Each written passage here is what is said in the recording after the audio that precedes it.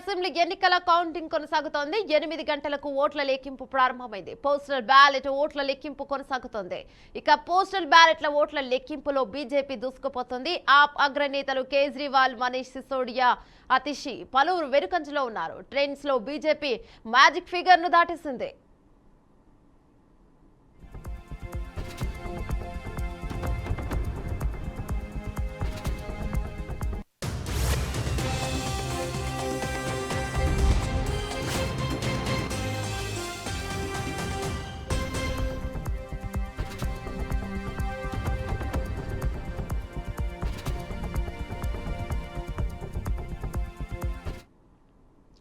Delhi assembly ఎన్నికల counting కొనసాగుతోంది. 8 గంటలకు ఓట్ల లెక్కింపు ప్రారంభమైంది. పోస్టల్ బ్యాలెట్లు ఓట్ల లెక్కింపు ఇక కొనసాగుతుంది. పోస్టల్ బ్యాలెట్ల ఓట్ల లెక్కింపులో బీజేపీ దూసుకుపోతుంది. ఆప్ అగ్రనేతలు కేజ్రీవాల్, మనీష్ సిసోడియా, అతిషి పలువురు వెనుకంజలో ఉన్నారు. ఇక ట్రెండ్స్ లో బీజేపీ మ్యాజిక్ ఫిగర్ ను దాటేసింది.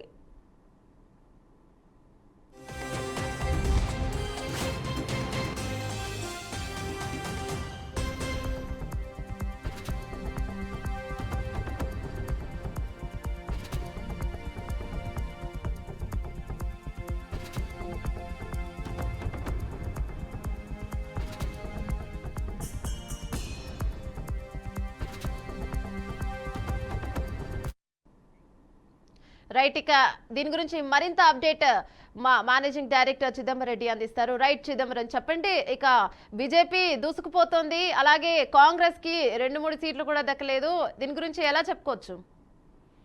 అంటే మొదటగా చూస్తే అర్లీ ట్రెండ్స్ గా మనం వీటిని చెప్పాల్సిన అవసరం ఉంటుంది. ఎందుకంటే మొదటగా ఎప్పుడైనా సరే ఎన్నికల కౌంటింగ్ స్టార్ట్ అయిన తర్వాత అందులో మొదటగా పోస్టల్ బ్యాలెట్లను లెక్కిస్తారు. పోస్టల్ బ్యాలెట్ అంటే దాదాపుగా గవర్నమెంట్ ఎంప్లాయీస్ కానివ్వండి, లేకపోతే సెంట్రల్ సర్వీసెస్ లో ఉన్న వాళ్ళకి సంబంధించిన ఓట్లను లెక్కిస్తారు. ఆ లెక్కించే క్రమంలో ప్రస్తుతం ఉన్న ట్రెండ్స్ ప్రకారం అయితే బీజేపీ ఖచ్చితంగా మ్యాజిక్ ఫిగర్ ని దాటి ముందుకు వెళ్తుంది. బట్ అయితే ఇందులో ఇప్పటిదాకా సామాన్య ఓటర్లకు సంబంధించిన బ్యాలెట్లు ఓపెన్ చేయలేదు. అవి ఓపెన్ చేసిన తర్వాత అది మొదటి రౌండ్ నుంచి ట్రెండ్స్ ఎలా మారుతాయి అన్న దాని మీద అయితే ఖచ్చితంగా ప్రతి ఒక్కరు నిశ్చితంగా పరిశీలిస్తున్నారు. ఈ సందర్భంలో 2 విషయాలు ఇక్కడ మనం చాలా కీలకంగా చూడాల్సిన అవసరం ఉంది. ఒకటి, ఆమ్ ఆద్మీ పార్టీకి సంబంధించిన కీలక నేతలైన మాజీ సీఎం కానివ్వండి, ప్రస్తుత సీఎం, అలాగే డిప్యూటీ సీఎం వీళ్ళందరూ కూడా వెనుకంజలో ఉన్నారన్నట్టుగా మనకు సమాచారం అంత నేపథ్యంలో ఆమ్ ఆద్మీ పార్టీ ఖచ్చితంగా ఇది ఒక సెట్ బ్యాక్ అని చెప్పాలి. ఎందుకంటే యూజువల్ గా ప్రభుత్వంలో భాగస్వాములైన అధికారులు, ప్రభుత్వాన్ని నడిపించిన నాయకుల మధ్యలో ఈ వ్యత్యాసం ఎందుకు వచ్చిందన్న విషయం పైన చూస్తే మాత్రం కేవలం అది అధికారులకి అలాగే ప్రభుత్వానికి మధ్యలోనే ఉందా, లేకపోతే అది ప్రజలకు కూడా గ్యాప్ కంటిన్యూ అవుతుందన్న ఒక ప్రశ్న అయితే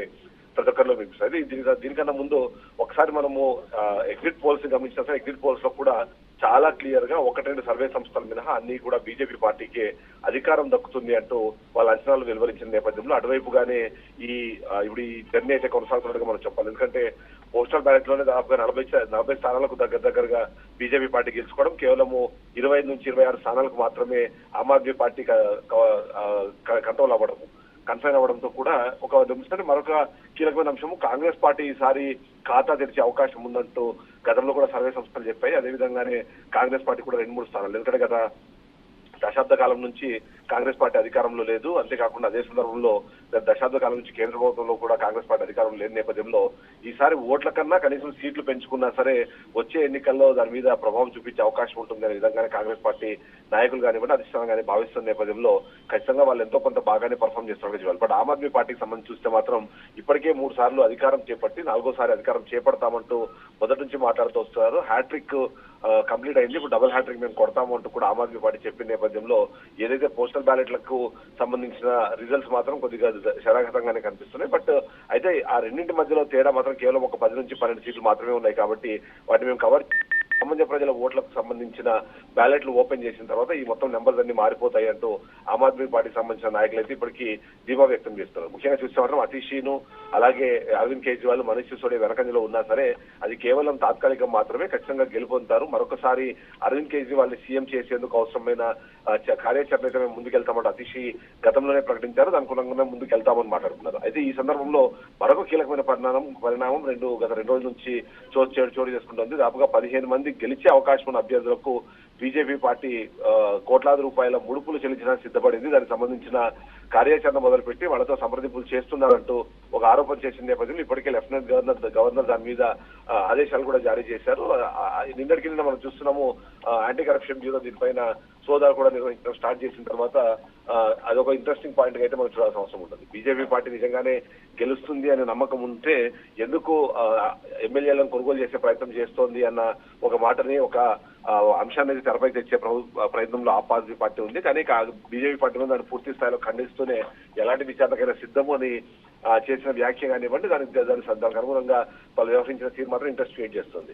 ఓవరాల్ గా చూస్తే ఈసారి ఆమ్ ఆద్మీ పార్టీ ఢిల్లీలో మరొకసారి గెలుస్తుందా, లేకపోతే బీజేపీ పార్టీ కోరుకుంటున్నట్టుగా కేంద్రంలోనే కాదు అదే ఏదైతే దేశ రాజధాని ఢిల్లీలో కూడా మేము జెండా ఎగరేస్తామంటూ గతంలో బీజేపీ పార్టీ చేసిన వ్యాఖ్యలకు అనుగుణంగా రిజల్ట్స్ వస్తాయని మాత్రం మరి కాసేపు వేచి చూడాల్సింది. అయితే దాదాపుగా 699 మంది ఆ 70 స్థానాల్లో వాళ్ళ భౌతికాన్ని తెలుసుకునే ప్రయత్నంలో ఉన్న నేపథ్యంలో 36 సీట్లు ఏ పార్టీకి వస్తే ఆ పార్టీ అధికారం చేపడుతుంది. ఆ విధంగా చూస్తే ఇప్పటికే 40 స్థానాలకు దగ్గరగా బీజేపీ పార్టీ లీడ్ లో కనిపిస్తున్న నేపథ్యంలో ఆ లీడ్ కొనసాగించినా సరే ఖచ్చితంగా ప్రభుత్వంలోకి వస్తుంది బీజేపీ పార్టీ. ఈ సందర్భంలో ఆమ్ ఆద్మీ పార్టీ మాత్రం కొద్దిగా వరీగా కనిపించినా సరే, బట్ సామాన్య ప్రజలకు సంబంధించిన ఓట్లు ముఖ్యంగా ఏదైతే అబద్ధాల దీని మీదనే బీజేపీ పార్టీ తమ ప్రచారాన్ని కొనసాగించింది.